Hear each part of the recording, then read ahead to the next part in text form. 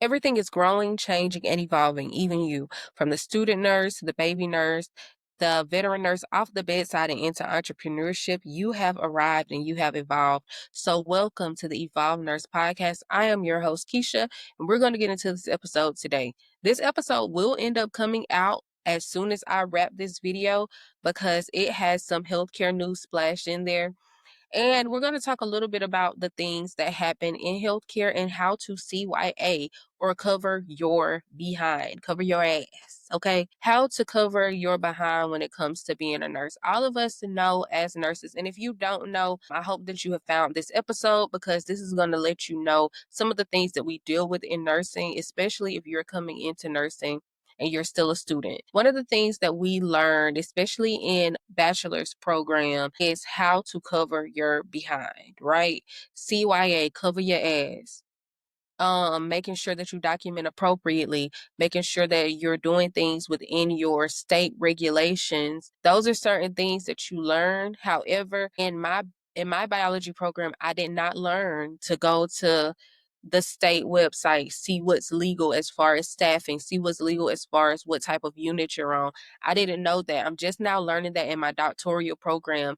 And now what I'm doing is I'm going and I'm pulling the state regulations around certain units and reading through those, especially mine, because of staffing. And so now I'm understanding a little bit more as it pertains to, hey, you're not even supposed to be staffed like this. You're not even supposed to allow for your nurses to have this many patients. And just because your nurse manager says that it's okay, just because your charge nurse says it's okay, it does not mean that it's okay.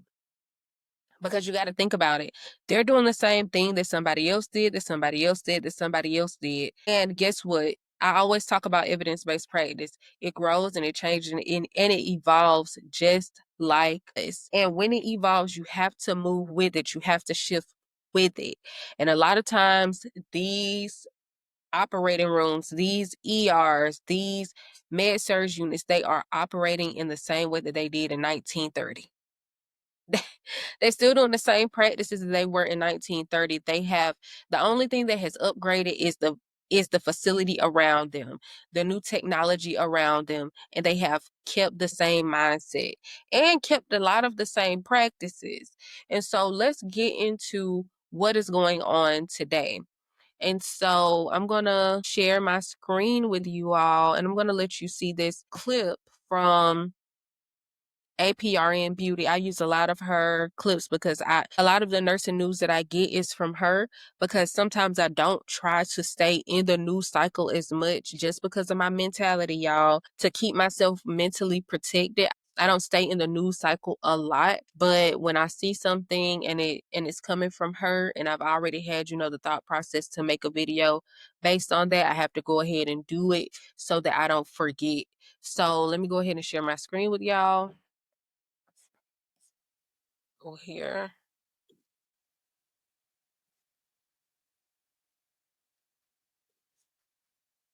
Let's see.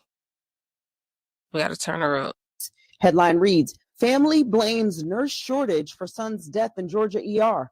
A Georgia hospital is facing a lawsuit after Michael Sheridan died by his own hand in an ER. Trigger warning, this article is going to talk about suicide. Let's take a deeper look into it. Sheridan. A Georgia hospital is facing a lawsuit alleging it failed to prevent the suicide of a 35-year-old man who sought emergency psychiatric care and blames lack of staff and oversight for his death.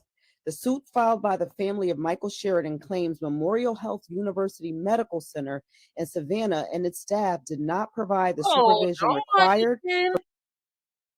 Hold on. Y'all, I did a travel assignment here. I'm just now really looking at this in real time with y'all because I heard a little bit about it, but I didn't hear everything. Let's get into it. For patients experiencing a mental health crisis. The wrongful death and medical malpractice complaint names several nurses, a physician, a psychiatric nurse practitioner, and the hospital's parent companies as defendants. Sheridan, who had been diagnosed with bipolar disorder, called 911 from a Savannah hotel on January 12, 2024, saying he was having a nervous breakdown and needed help. EMS transported him to Memorial Health's emergency department where he was placed on an involuntary psychiatric hold, also known as a 1013. According to the lawsuit and police body cam footage, the hospital. And I also want y'all to know that this has nothing to do with nothing, but it's not called the 1013 in every state. So figure out what it's called in your state, because I moved to Florida from Georgia and I was continuously calling it the 1013 and nobody knew what I was talking about. Here it's called the Baker Act. There it's called the 1013. Very similar across the board in what terms and conditions would apply to whatever patient you have when applying that involuntary hold, but they are called different things. So know what they're called whenever you're moving from state to state, especially if you're a travel nurse and you're compacted, know what it's called whenever you get there. Hospital psychiatric unit known as DPOD was closed that day due to staffing shortages. Instead, Sheridan was placed in a general ER room and designated for line of sight observation, a level of monitoring that plaintiffs argue was never properly implemented.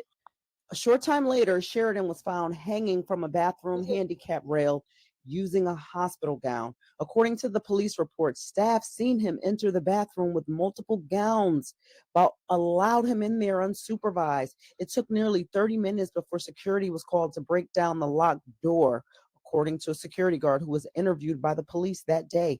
Let's take a look at the video.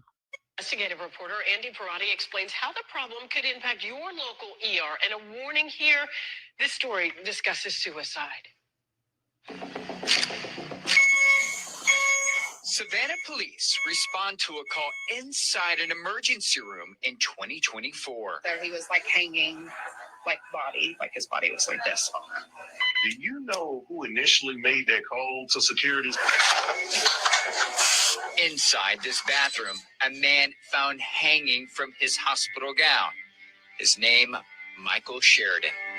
I was with him. I was holding him. I had said to the doctor, Carol is Michael's mom. I said, "Doctor, how could this happen?" And he said to me, "I don't know." He says, "I don't know." Before he arrived at Memorial Health University Medical Center, he called 911 from this hotel, begging for help. Channel 911, where's your emergency? Hi, hey, I'm having a nervous breakdown. It happened when the 35-year-old New Yorker stopped in Savannah on his way to visit family in Florida. Diagnosed with bipolar disorder in his 20s, he recognized he was having a mental health crisis. I'm having suicidal thoughts. I don't know what I'm doing. Please help me, please. According to a pending lawsuit, when he arrived at the hospital, staff did not help Michael when he needed it the most, claiming they left him unsupervised when psychiatric patients are supposed to be monitored at all times. According to a police report, Michael was seen carrying multiple gowns into the ER bathroom, locking it from the inside. Security forced the breakdown to get inside. I got there and I'm like, how long has it been in there? They said like about 30 minutes. I'm like, what? I said, why are they just not calling us? Natalie Woodward is the family's attorney. Did everything right. He did everything right. His mom did everything right. I mean, I think that's the tragedy. With him, Natalie. What up, nurse gang? What up, TikTok? So, every nurse's worst fear. Today on Nurses in the News, headline. All right. I hope that Natalie mopped the floor with him, honestly. But yes, let me take a deep breath after listening to that and listening to his call. And honestly, it is I get on here all the time and I say I hope that the family finds peace. But when you go through certain things like this, it's very hard to even grasp the concept of your loved one no longer being there, and that they did everything that they could, because understanding what a person who has mental illness goes through, a lot of people lack the empathy and they don't take it as serious, which is why they went through what they went through. Because of course, like they said, the DPOD, which is the psychiatric hold unit, closed down for the day. So we're going to put you in general population with everybody else. and they said line of sight, but they were like, okay, maybe I'm gonna just peek over there and make sure he okay. Who was his nurse, honestly? How many patients did his nurse have? And they were saying that it was due to staffing shortages is the reason why he ended up having the freedom to go into the bathroom with all of these items of clothing, because if somebody is 1013, they can't have certain things. They can't have shoestrings, they can't have pencils. I don't even think they have on regular gowns, if I'm not mistaken. But yeah, it it becomes one of those things where it was negligence. And I do hope that their attorney mops the floor with them. However, let's be 100% honest. They listed a lot of people in that lawsuit, right? They listed a lot of people in that lawsuit. And APR and Beauty did do another statement where she said they listed everybody, but they didn't list administration. They listed the doctor, they listed the NP, they listed the nurses. I didn't hear them list that they listed the CNAs, because you can have your CNAs sit. They can be sitters. In certain hospitals, they have designated job sitters. So they have, where I am, they have like a team that just sits. Like they hire people to just sit, or they do a robot. I forgot what it's called. I'm not gonna call it a telemedic, but where basically the robot watches the person, and it's a person on the other side. And so they say, hey, they're getting up, they're doing this, they're doing that. And they watch them. It's like a video watching system. And it's like, did you have the resources to provide that, to make sure that this patient was taken care of? Or you just did not do your due diligence? And that's kind of what it's looking like, that they didn't take all the steps to do their due diligence. Sometimes you can float from other units. If you need somebody, you need to call somebody else and be like, hey, we are overwhelmed down here. Do y'all have an extra set of hands? But let's get into some ways that you can protect your license. We're gonna edit it out. Honestly, let's get into admin, right? Because I was gonna get into some ways that you can protect your license, but let's get into admin, then we'll follow up with the ways that you can protect your license. And so let's talk about how administration, they don't have hands on a patient. So they're not in the documentation. They're not making the orders. They're not doing all of these things that tie them to the patient's record. And so that's why a lot of times they get off on doing certain things. Like they get off on short staffing. They get off on advising you to do things that are not within legal ramifications. They get off on a lot of these things because they are not in the patient's chart. They're not named in the patient's chart. They are scot free when it comes to things like that, because if it wasn't documented, it wasn't done. So say for instance, and I've had this happen. I had this happen to me recently. But one thing about it, two things for sure, safety is my priority. Safety will always be my priority across my practice. Safety will be my priority when it comes to my staff. And I do not want to put them in uncomfortable positions. I don't want to put myself in uncomfortable positions or positions that will challenge our licenses. It would have fallen on me. I'm the charge nurse. That means that I'm the manager overnight. That means that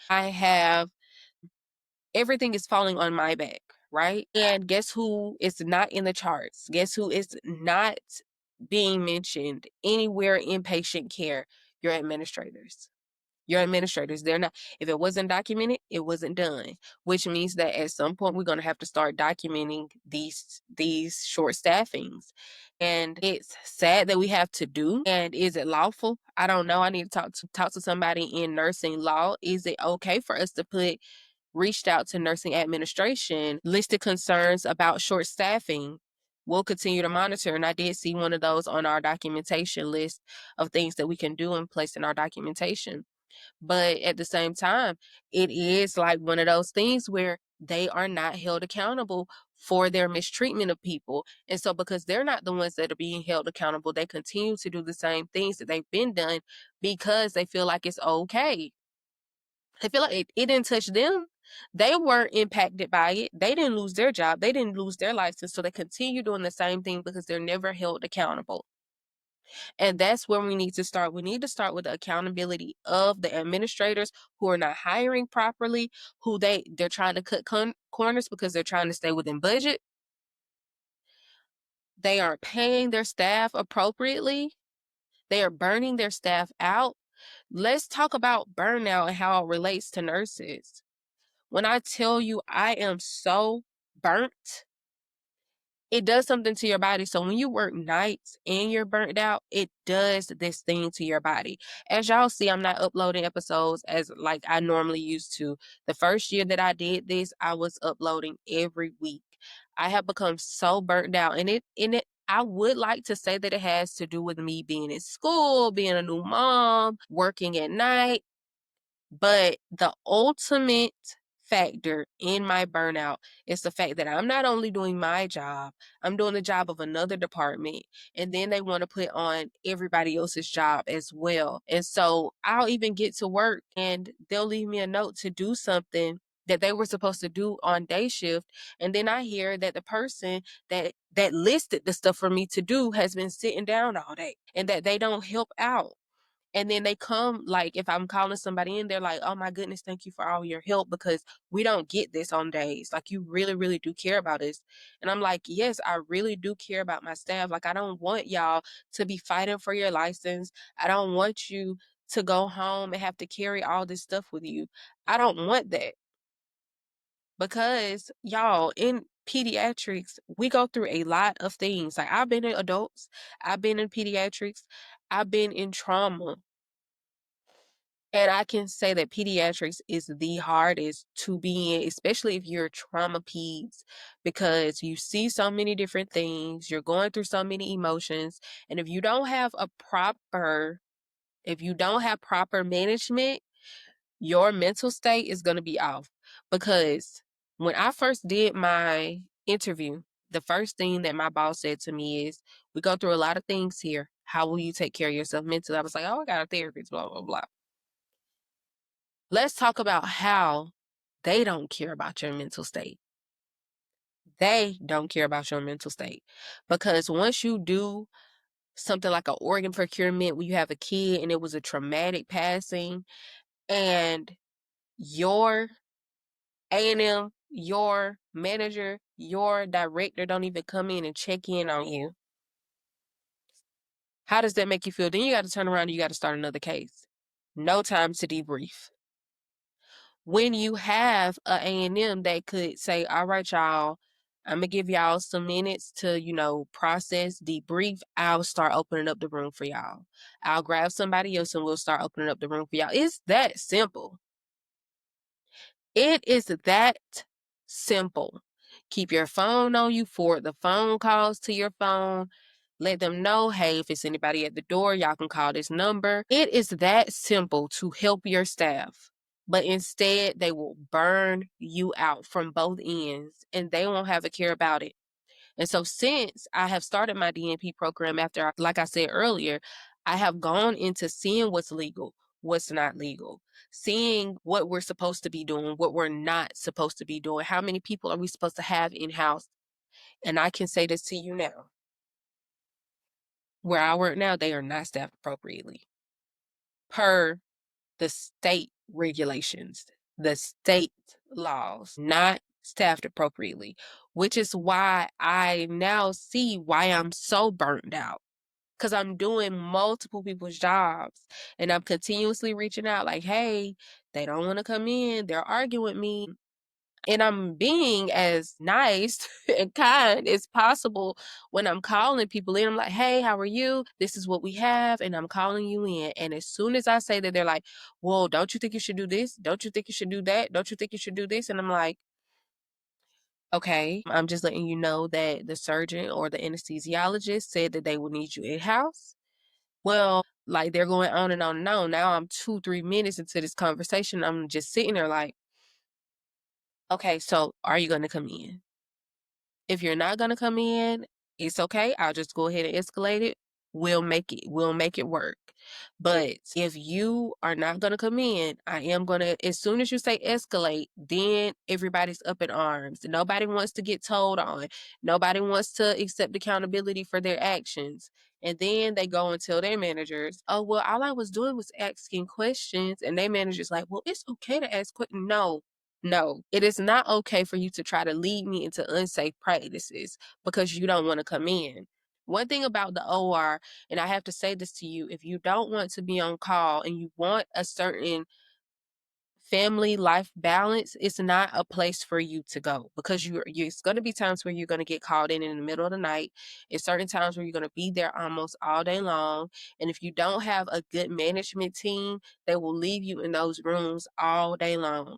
They won't give you a break. They won't do this, which are things that are not okay. They're unsafe practices, which is why, y'all, one of my jobs, I had to go on and, leave because I ended up asking my my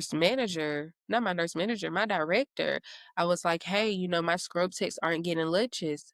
How can we get them lunches? And she was like, does this have anything to do with you? And she told me I needed to stay in my own lane if I wanted to be successful in the profession. And I'm not going to lie, what she said was not far-fetched. As a Black woman in healthcare, the way that you make it to the top is staying in line. Sometimes it's staying in your place.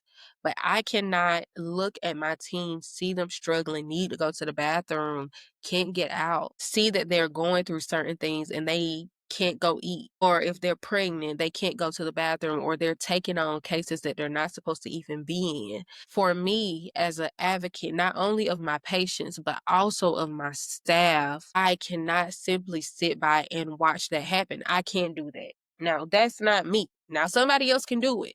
When I first started in nursing, my nurse manager, she was a Black woman, and she said that, we have to work 10 times as hard as them, which meant that she was going to be watching me a little bit closer than she was everybody else.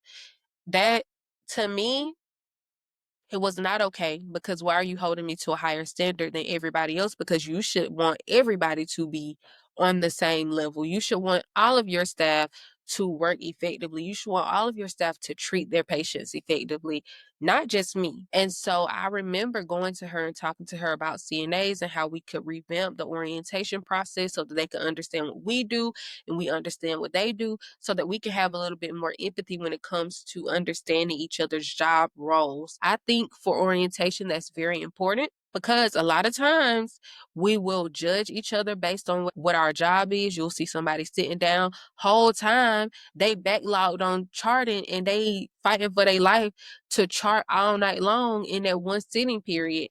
And their CNAs will think that, all she do is sit down all night long. That's all she doing.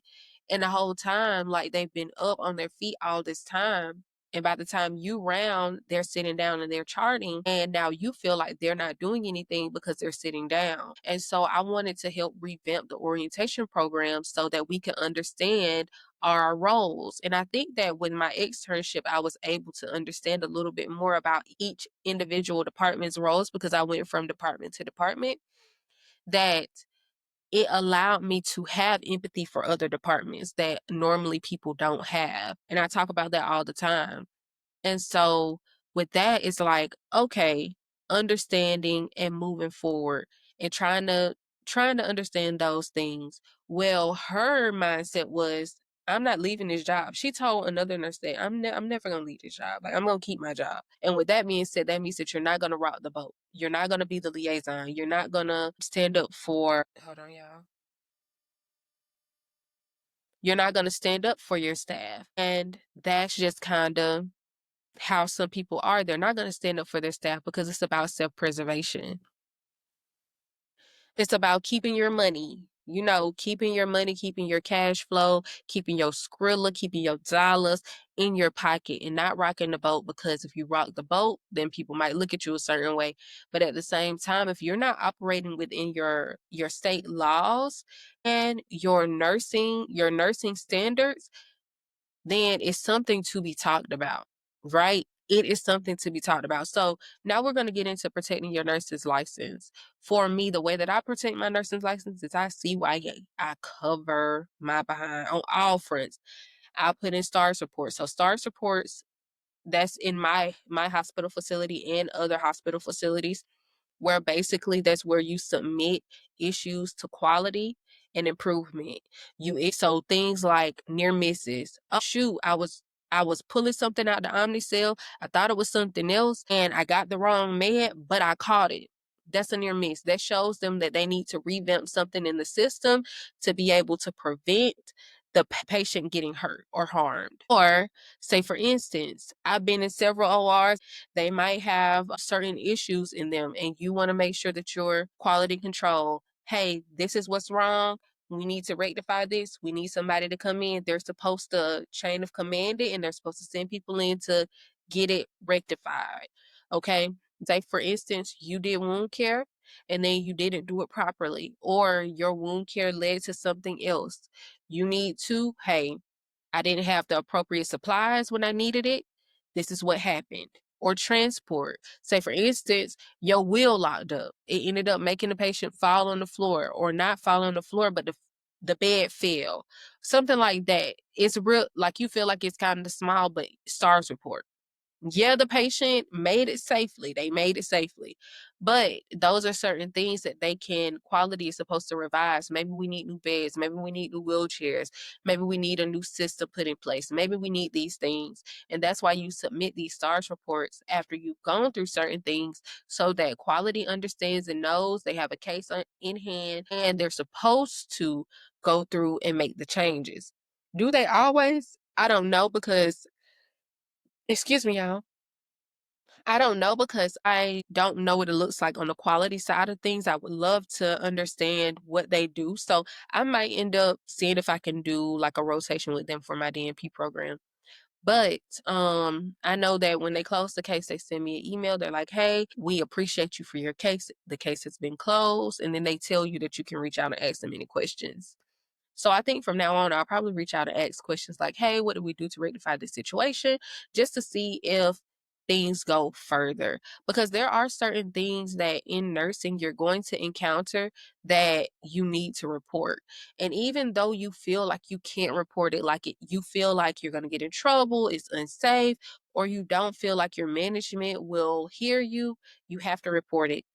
You have to, because that's a form of covering your behind, is reporting what needs to be reported, stating what has been done, and also accepting accountability. Sometimes you don't do all the right things, and you have to be able to accept accountability so that you can make the change. Because if you don't accept accountability on that first time that you do something wrong or it's a near miss, you'll continue doing it until it harms the patient. Swiss cheese method, baby. That's what happened in DNP school, y'all. Swiss cheese method. It's basically when all the lines of defenses are up. So you got a piece of cheese and then something happens and it creates a hole. And then it creates another hole. You keep doing it, it creates another hole. And all of these defenses are in place to protect the patient, right? But guess what? You keep creating all these little pockets of holes. And then on the other side is the patient. So one day, when creating all these holes and all the levels of defenses, whether it's systemic or whether it's personally, once all of these holes are created, it has the ability to penetrate and affect the patient. So let's get into how you'll protect your nurse's license, right? So there are several things that you can do to protect your nurse's license. And I'm going to give you a list. So first of all, you want to follow your scope of practice, right? Always work within your state's nursing practice and facility policies. So I know that sometimes y'all don't feel like y'all can go and look at these policies and procedures. You don't have the time to. You better sit down and look at them. You best to sit down and look at them. Even in my facility, it's like, people are so relaxed. It's been this way all the time. And then I'm coming and I'm like, hey, can I get a count? Oh, we don't do the counts at the blah, blah, blah. I'm like, can I get a count? Can I get a count? This is what policy says. So we go ahead and we do it. We're changing our teams.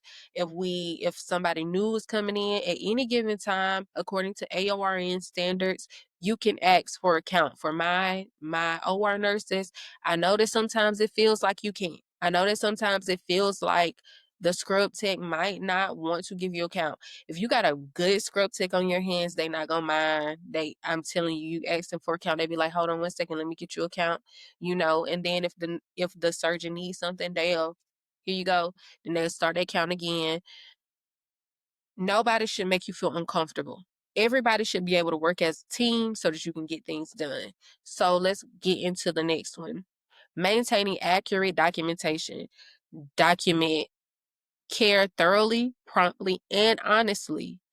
Incomplete or false charting is a common cause of disciplinary action. Incomplete, you make sure that you check it off on everything. I know a lot of people, they only chart what they feel needs to be charted. I was taught by my mentor, my preceptor. She was in, I think I want to say like episode 2 or 3. Let me see which episode she was in for y'all, so y'all will know and y'all can go listen to her. Nurse SWAT. Let me see, episode. Y'all, I got a lot of episodes. Episode 3, What Motivates You, with Ashley, Nurse SWAT. She was my preceptor and she taught me how to chart. And when I tell you she taught me how to chart thoroughly. She taught me how to chart appropriately, and I will forever be grateful for that, because there are so many times where I'm looking through charts and I'm like, they didn't chart that, they didn't chart that, they didn't chart that. And also, my A&M used to write us love notes. So she would go in, she would take a little sticky note. She would go through our charting at the end of the shift, and she'll be like, okay, you didn't do this. And then she'll put a little heart, and she'll be like, okay, so you didn't do X, Y, and Z. And I used to love those little sticky notes, because you don't always know what you forgot. But there were certain people who didn't. They was like, why would she give me this? Especially our travelers that would come through. They were like, why would she give me this? I know what I'm doing, blah, blah, blah. But you don't. And our unit used to get awards for our charting. I remember getting awards for our charting being 100% complete all the time. And so you need to make sure that you're doing your due diligence and maintaining accurate documentation. Use safe medication practices.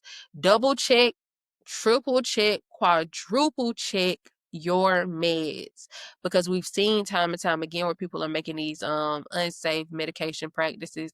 And I think recently we saw the young lady who was on live doing the med pass, and she ended up making a mistake. And so when she made the mistake, her go-to was, well, it wasn't a medication error, it was just the wrong time. That violates the 5 patient rights. So it was indeed a medication error. So you want to double check meds, follow the 5 rights, and clarify unclear orders. Sometimes these orders are not clear. When I was in long-term care, the way they used to word stuff, I always used to have to go back and ask. And then sometimes I would have to collaborate with our NPs to reword certain things for our nursing staff. Because they would come to me and be like, Miss Lakeisha, what they mean by this? I don't know what they mean by this. And sometimes if they would have done what they were reading, they would have overdosed the patient. So that's the collaborating with other teams to make sure that we're doing things effectively, or even with pharmacy, like making sure that you're collaborating so that you can do the best that you can for your patients. Okay, and so you want to continue your education and competencies, keeping up with your CE requirements, and know and follow policies and procedures. Again, that's what we just talked about. And so legal and ethical integrity, we talked about this earlier, right? Following the laws, but you never want to falsify records. Remember, we had this whole episode about how in long-term care in Virginia, they falsified documentation stating that they were giving care to a patient who ended up passing away, and they were not giving care to that patient. So that's why you don't want to falsify documentation. If it didn't happen, it did not happen. Allow that to be just what it was. Include timesheets, charting, and patient documentation. Maintain patient confidentiality. Follow HIPAA rules, HIPAA laws, and do not discuss patient information inappropriately or on social media. Again, I talk about this all the time. Your practices in nursing school will reveal itself in the real world.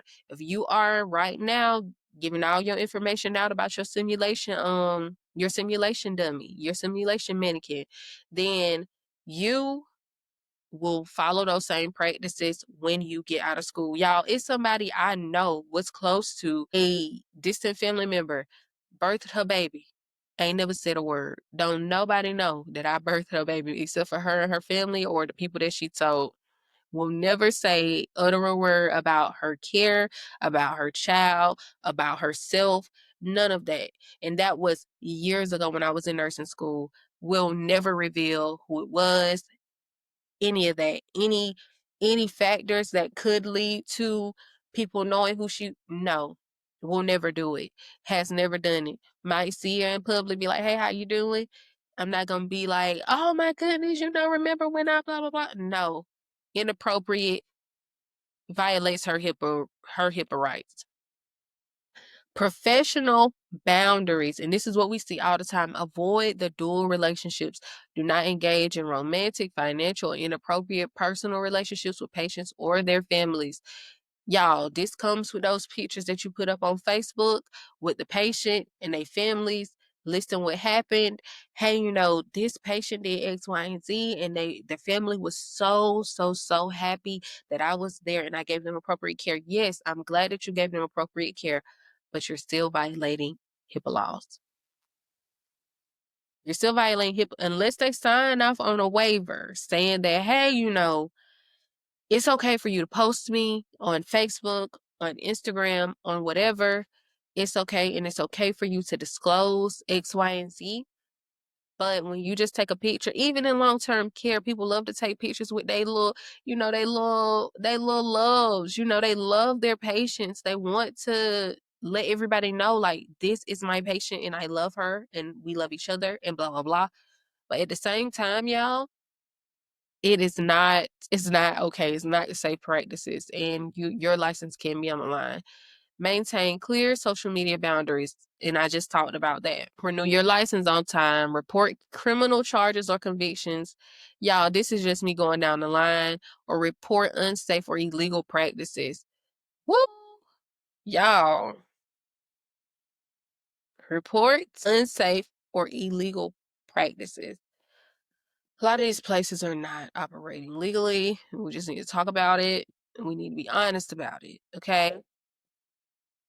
Then you got to make sure you're taking care of yourself. Take care of your physical and mental health. Burnout and stress can lead to mistakes, y'all. Burnout and stress can lead to mistakes. You come in, you're upset, you're mad. I see this all the time. People coming in, they upset, they're mad at the world. They don't want to be at work because work is not safe. Work is not, it's not helpful. It's not fulfilling. And they're burnt out, like from two sides. Like I said earlier, they burnt out from two sides. And you see it written all over their face. And when you have people that are like that, they're not going to do their due diligence. They're not going to do the things that they need to do. I see it across the board in certain units. Like if you have a unit that has multiple units under it, you'll see that one unit may not be working effectively. Then you have another unit that's overcompensating for that. Then you have another unit that's not working effectively. And so the unit that is overcompensating for everybody not doing their appropriate jobs, they end up being the most burned out, and they are probably the ones that have to give the most care.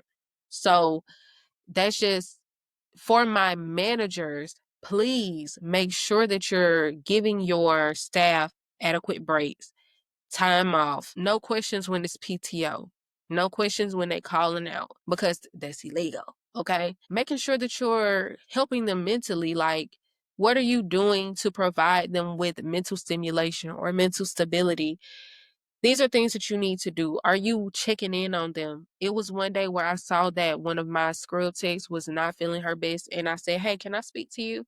And she was like, yeah, okay. I think she thought she was in trouble. I was like, I just want to check on you, make sure you're okay.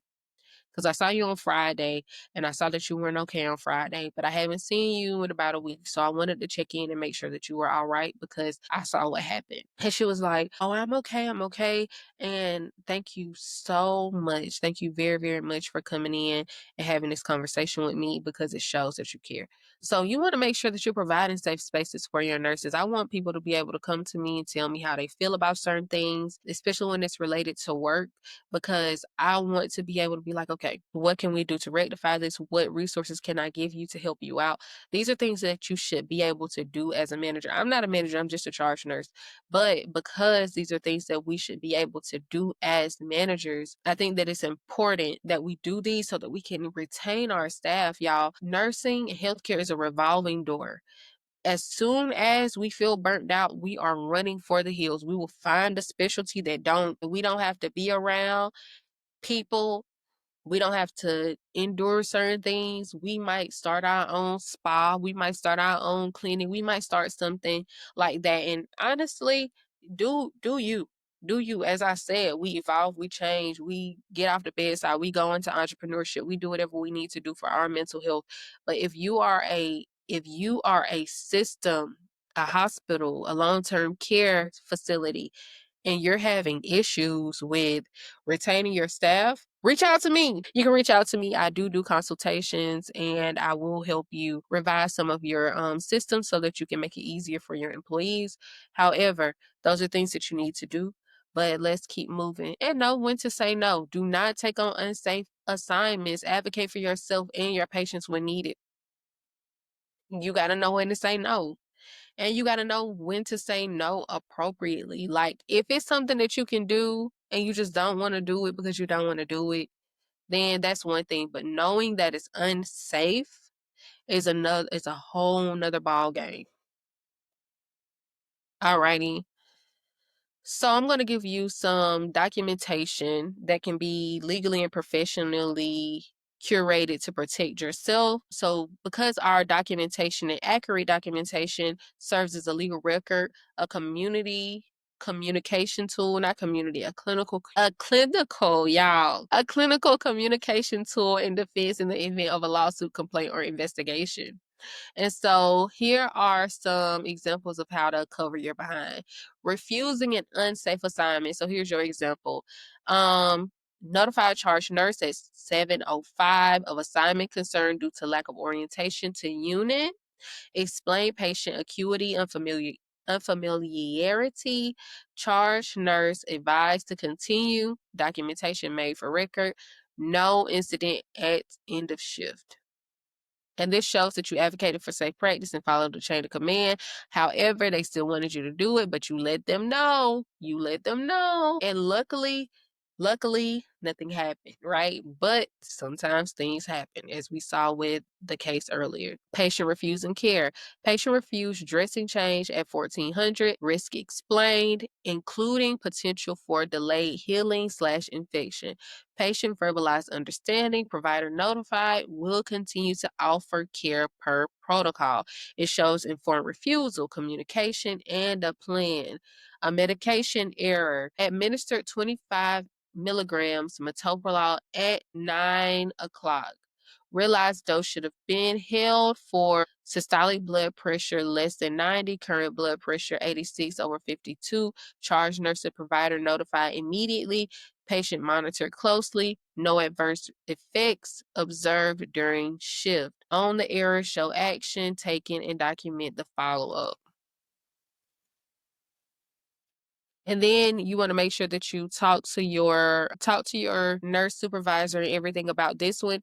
I can say that we did see in the Redonda Vault situation where her charge nurse knew about the issue, but because it was not documented, that they weren't held accountable because she wanted to reveal what had happened. However, they were like, no, don't worry about it. Just put in, like, I guess you put in like the equivalent to a STARS report. And everybody acted like they didn't know what happened. So you want to make sure that you include them on your documentation, baby. They knew. Okay? A patient fall. Heard patient calling out at 3:10. Found patient on floor near bedside. Side rolls up, bed in lowest position. Call bell within reach. Patient alert, no visible injuries, vital signs stable. MD and family notified. Fall protocol initiated. It shows proactive safety measures, quick responses, and communication. All right, so we're going to get into these concerns. Concern for provider orders. Received an order for 10 milliequivalents IV potassium over 15 minutes. Clarified with provider that order exceeds the standard rates. Order adjusted to 10 milliequivalents over 1 hour after discussion, administered per updated order. I love that because it demonstrates advocacy, critical thinking, and collaboration. Because once you see that and you see that it's not within standards, you're like, hold on now. And then you got to reach out to the provider. So you cannot feel like you have unsafe, like you can't feel unsafe in those relationships with your providers. You have to say it. You have to communicate, because if you don't communicate, it could lead to sometimes potentially a death. Behavioral issues or safety concerns. Patient agitated, pacing the hall, threatening staff, redirected with calm tone. Security and provider notified. PRN lorazepam 1 milligram administered at 1500 per order. Patient calmed within 20 minutes. Safety maintained. It's a clear timeline of behavior, actions, med, and results. So with that being said, it just shows that you're listing the actions that are happening in real time. Do not put your opinions in your charting, okay? I know it's easy to be like,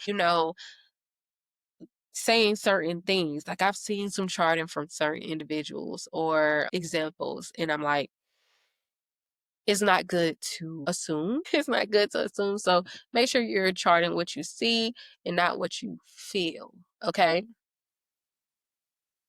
Alrighty, communication with providers. Here's a biggie, right?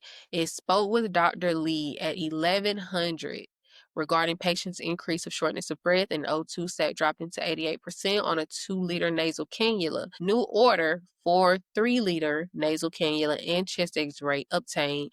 Orders implemented. Provides timely communication and clinical response. And for my long-term care nurses, you can do this as well. Don't feel like you can't. Whenever you reach out to a provider, make sure that you write that note. I used to help my nurses write their notes all the time. Like, hey, this is what you need to do. You need to say you reached out to the provider, especially if you didn't have meds. You see this all the time in long-term care where they may or may not have the meds on hand. So you want to say, hey, medication not given due to medication not being on hand. Reached out to pharmacy to see when it's going to be in. Notify a provider. Will continue to follow up. And then if the provider puts in something extra, if they know that you have something on hand and you can get it out of your Omnicell in the back, then you do that as well, and you still update your charting as you go, okay? Again, bonus tips for providing documentation. Avoid vague terms. Instead of putting patient doing okay, write patient alert oriented ×3 ambulating without assistance. Never document opinions or blame. Like I said, stick to facts. Don't write Dr. Smith made a mistake, because you don't know whether Dr. Smith made a mistake or not, right? You're just assuming that Dr. Smith made a mistake. But do not put that in your charting, y'all. Use quotes when appropriate. Patient stated, I'm not taking that pill. It makes me sick. Document late entries properly. Always date and time the late entry and explain why. But yes, y'all, that is it for today's episode. Again, like I said, make sure that you're covering your behind, doing the things that you're supposed to do. Don't know what's going on with my language today, y'all. Get it together. I hope that you all have a great week. You will have another episode being released by me on Wednesday, but today I just wanted to make sure I came to you all and put out this episode, because y'all, when you burned out from two ends, you got to make sure that you're giving your people what they want. And I have to get y'all episode. You know what I'm saying? I got to give y'all episode. So y'all make sure that you go and follow the Evolved Nurse on Instagram, and also where else? If you have any questions, you can email me at theevolvednurse@gmail.com, as well as TikTok, the Evolved Nurse. Down in the description, we do have Yoni Potion that you can get for, I think, 10% off, and you can grab it down below. Okay, very great product. You should try it for reproductive health. And if you are a man watching this and you want to have it, it's okay. It tastes good. I'm sure it will be great for something in your health ether. And if you have a loved one that you want to gift it to, you can also do that as well. And then we also have down in the description Black Girl Vitamins, as well as Nursify, if I'm not mistaken. Y'all, it's a lot of them. It's a lot of them. But yes, all in all, keep a lookout for the next tea party that will be coming up next February. Keep a lookout. Those early bird tickets will go out very, very soon. So you want to make sure that you are on the lookout for those. The tickets go very, very quick. So you want to make sure that you are staying updated, keep your eyes close. Okay? Keep your eyes close to the social media sites. And yes, y'all have a great day. But that is healthcare news with Keisha as far as this pertains, and giving y'all a little bit of extra to be able to cover your behinds and have safe practices and protect your license. Y'all have a great day. Bye.